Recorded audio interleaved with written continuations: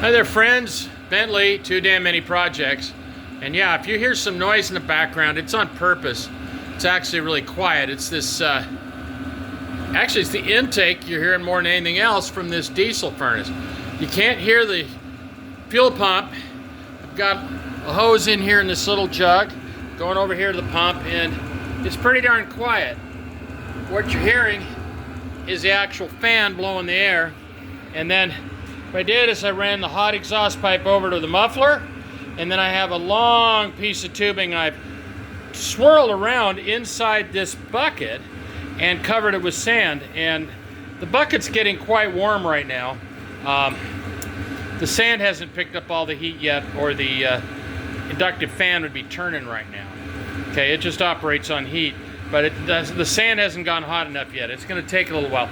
But I want to give you an idea of what this bucket's doing for you, because, you know, we're heating up pretty good here in this hole, okay? I'm going to talk loud. Sorry about that. It's because of the sound here. But I have my infrared. I'll line it right up here at the opening to the vent. 240, 260, 270 degrees coming out of here. That's your vent air for your room. That's what keeps everything nice and warm. Now, the diesel, of course, generating the heat that it does, has to go somewhere in the exhaust and so forth. And instead of throwing it out the wall, in our infinite wisdom, ow, jeez, don't touch that son of a bitch. That pipe,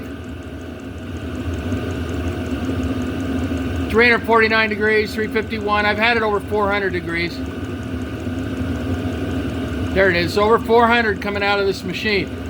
Okay, that 400 degrees is not going into your room to heat it. Okay, it's not going into your trailer, it's not going into your boat. That 400 degree exhaust is going through a pipe and going out to the atmosphere, heating the great outdoors. And to show you just how much this sand battery, that's what this is called, it's a bucket full of sand, how much energy this is taking. Coming right out of the sand battery. Let's look at that temperature. We're down to 135, 140, 150 degrees. You can almost touch it. And it may turn out the sand is not the most efficient method of retaining the heat. I have one of those oil-filled radiator-looking heaters, and it's broken. I know what's wrong with it. You just solder a wire on, but I think I've got like 4 of them, and what I'm going to do is I'm going to take and grab that one and empty the oil out of it, and I'm going to put the exhaust through it and put a fan on it so it can extract as much heat as possible from the exhaust that's going into that radiator. So other people have used old-fashioned cast iron radiators. If you have an old-fashioned cast iron radiator you want to get rid of, let me know. I'd love to have it, love to experiment with it, see how much energy is absorbed. It's a big old cast iron thing, so what I would imagine it would retain heat very well, and at the same time it would heat the room, because that's what it was designed to do. It would use convection, because the colder air down on the floor, as it's heated, would rise and heat up more, and then it goes to the ceiling, and it actually creates a thing called convection. And most of you guys know what that is. But if you ever seen one of those cooling towers for a nuclear power plant, they got them over in I think Hanford and over the way to Grays Harbor. There's a couple of them sitting out there, and they're big old hourglass shaped thing, and you can walk right into them. There's an air gap of about 12-15 feet. But what happens is you got that air down there in the bottom of the cooling tower, and then you've got superheated water from the reactor going through the tower, and as it heats the air, it rises and pulls fresh cold air, and it doesn't need a fan to do it. So that's the beauty. Now this fan doesn't use batteries, okay? It doesn't use anything except the heat, and it hasn't started turning yet, so we haven't gotten that hot. Now I've got the pipe touching inside the bucket, and I'm going to probably empty the bucket here and put some standoffs in there so it won't touch.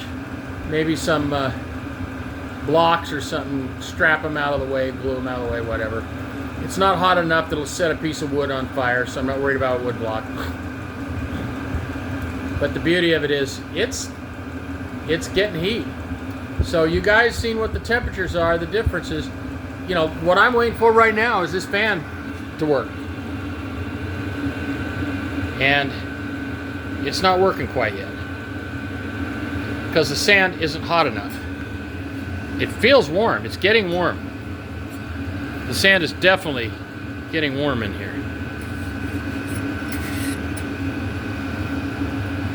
But not warm enough to operate this. I put it on my inductive cooktop the other day to see how it worked. It was really kind of funny. Because inductive cooktops, if you know about them, they're kind of different. Not everything heats up with it. And so what happened was I set it there, and a minute later, the puppy was sucking heat off it and spinning for its life. So I think inductive cooktops are a lot more efficient than the old element type that use resistance, because it's using smaller wires, even though it's a 220, 240 appliance, whatever you want to call it. You have two legs of 120. Even though that's what it is, the wires are small. They're 12 gauge wires. So it tells me it's not drawing as much amps. So that's a good thing, because on a boat or a motorhome, you can use one of these. What happens generally, and this is a definite problem when it comes to inverters and solar and all this other stuff, you're charging up all your batteries and you're getting all this power from your solar, and then lo and behold, you turn on the range, try to cook with it, you just sucked all the power out of the batteries. Resistance devices that generate heat to resistance, like dryers and electric furnaces and ovens that are electric, they don't work well with that. They just wholesale pull the power out. But inductive cooktops don't do that. They have a lot less amp draw. Well, I'm going to let you go. I was hoping to see this fan turn. It's a lot of sand in there. It may just take a while. It's warming up. It's just not that warm. Well, we'll do it again. This is all a trial and error period here. I succeeded at the one thing I wanted to succeed at, and that is to get the heat out of that exhaust pipe and not send it out the hatch. So, thank you for tuning in to Two Damn Mini Projects, and we will talk to you later. Bye now.